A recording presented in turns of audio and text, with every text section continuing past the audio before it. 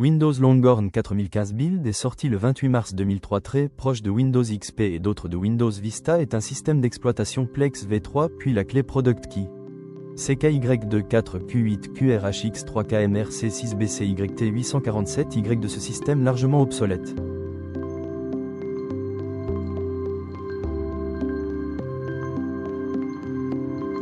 Après avoir mis la clé Product, cliquez sur Yes, puis OK, puis sélectionnez le disque dur, puis cliquez sur Continue, puis laissez Computer Name par défaut, puis Continue, puis l'installation commence voire démarre. L'installation jolie puis ressemble beaucoup à celle de Windows Vista en plus simple.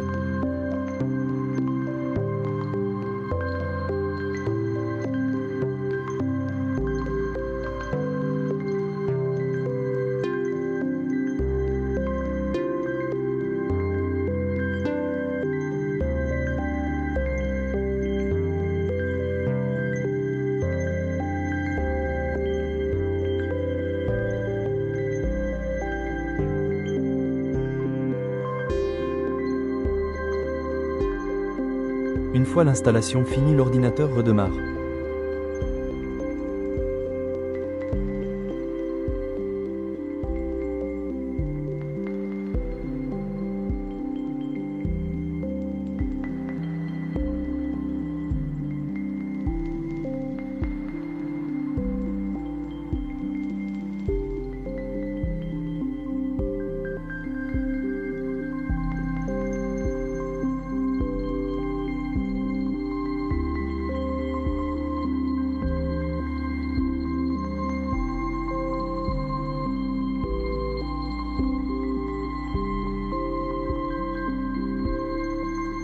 Redémarrer l'ordinateur quand il demande de créer un login, c'est pas grave car il démarrera directement Windows.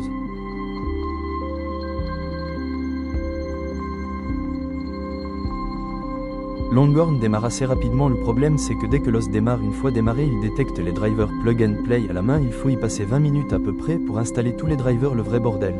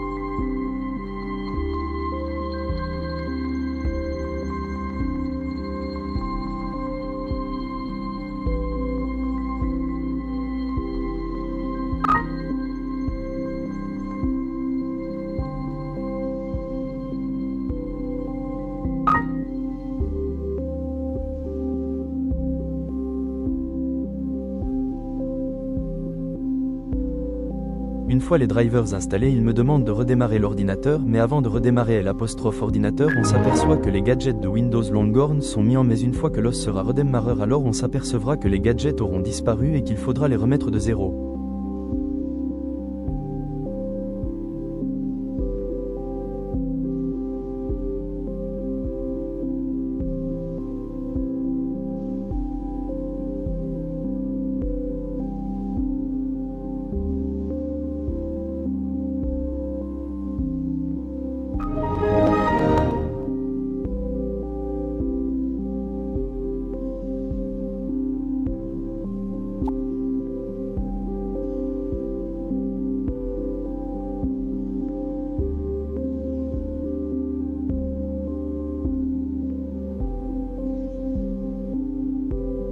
Une fois démarreur, clic droit du bureau, puis propriété, puis affichage setting, puis changer la résolution sur meilleur, puis choisir 32 bits, puis dans apparence il y a soit Plex, Windows Classic Style, Windows XP Style.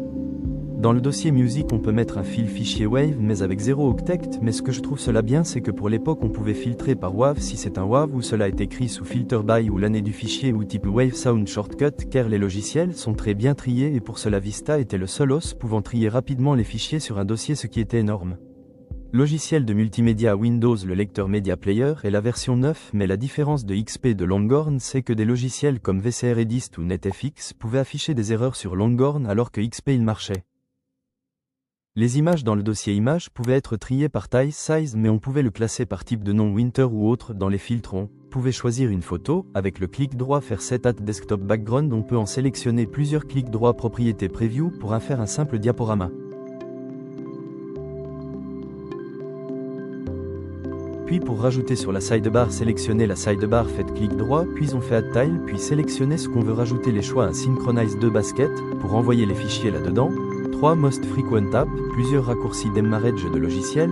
puis 4 user, juste le nom d'utilisateur, -5 Slideshow, plusieurs images en important un dossier images, 6 Tray Icons, les icônes de démarrage déjà lancées, 7 Windows Media Player, en gadget 8 Clock Horloge digital ou numérique 9 Quick Launch, démarrage rapide 10 la barre de recherche, puis dans Setting on pouvait faire Hide c'est très sympa puis Longhorn avait un joli calendrier autre que les autres os.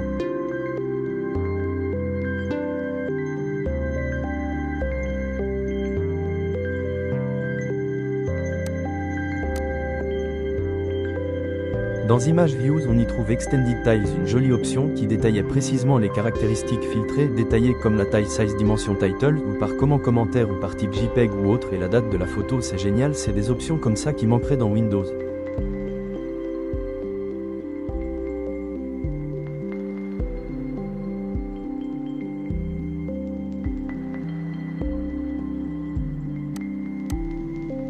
Puis dans le dossier Music on pouvait sélectionner plusieurs musiques et faire Add to Playlist, puis Rating permettant de choisir combien on veut mettre d'étoiles dans la musique, puis on aurait eu la même chose avec View Extended, on aurait les musiques détaillées date, taille et autres styles et compagnie et film aussi. Cette eau était génial mais trop buggé et mal fini.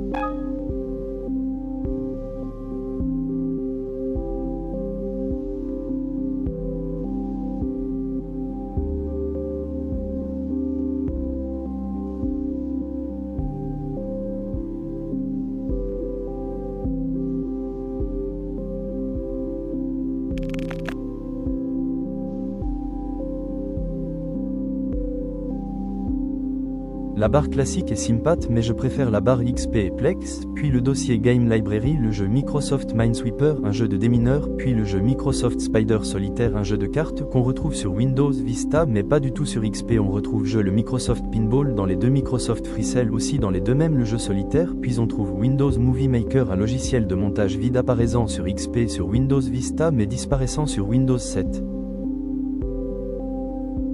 Dans tous les programmes on y trouve Windows Messenger, un logiciel de réseaux sociaux obsolète de Microsoft, et le lecteur Windows Media Player 9, logiciel multimédia, et Remote Assistance puis Outlook Express, logiciel de messagerie, puis MSN Explorer, un navigateur Internet, puis Internet Explorer aussi, puis accessoires, pour les appareils sans fil, puis Windows XP Tour, présentation XP, puis Windows Explorer, puis Synchronize, puis Programme Compatibility Wizard, problème de compatibilité, puis Paint, logiciel de dessin, puis WordPad comme traitement de texte, puis Notepad traitement de texte, puis Windows Movie Maker, un éditeur vidéo, puis Command Prompt, puis Calculator, normal puis scientifique, puis Address Book, les contacts de Outlook, puis System Tools Backup, obsolété backup de disquette, puis Character Map, symbole du clavier et des touches, puis Disk Cleanup, le nettoyage du PC, puis Disque défragmenté, marche sur HDD inutile sur SSD, puis File and Setting Transfer Wizard pour copie d'un PC à PC de sauvegarde, puis Scheduler Task, planifier des commandes, puis Système Information pour avoir toutes les informations de son PC qu'on utilise, puis System Restore pour restaurer le système, puis le dossier Communication, on a Accessibility Wizard, puis Magnifier pour zoomer où se situe la souris, puis Narrator pour dicter ce qu'on fait où on va avec la synthèse vocale, puis on Screen Keyboard pour le clavier visuel, puis Utility Manager, puis Entertainment Sound Recorder, micro, et Volume Control, régleur le volume pour chaque appareil sonore branché, puis le Windows Media Player, puis le Hyperterminal et le Network Connection où se trouvent les drivers Wi-Fi Ethernet où on les règle, puis Network Setup Wizard si on veut une connexion publique ou privée, puis New Connection Wizard pour créer une nouvelle connexion Internet, et Remote Desktop Remote pour connecter à un ordinateur à distance face à un serveur terminal, puis le dossier Games, tous les jeux, puis Startup, les raccourcis de démarrage.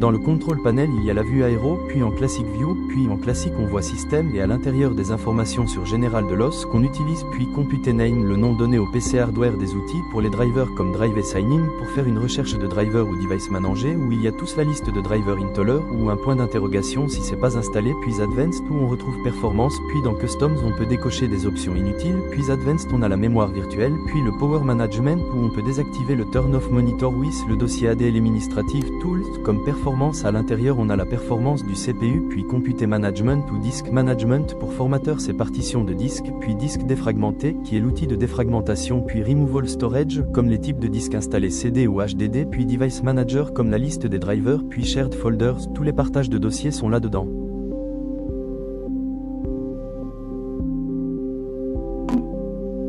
On peut créer un dossier sur le bureau, puis le glisser en haut en créant une barre, qu'on mettre des raccourcis ou y glisser des fichiers sur la barre, puis on peut mettre Auto Hide. Cette option magique a disparu sur Windows Vista et n'existe plus sur Windows 7, cela est vraiment dommage car c'était un plus.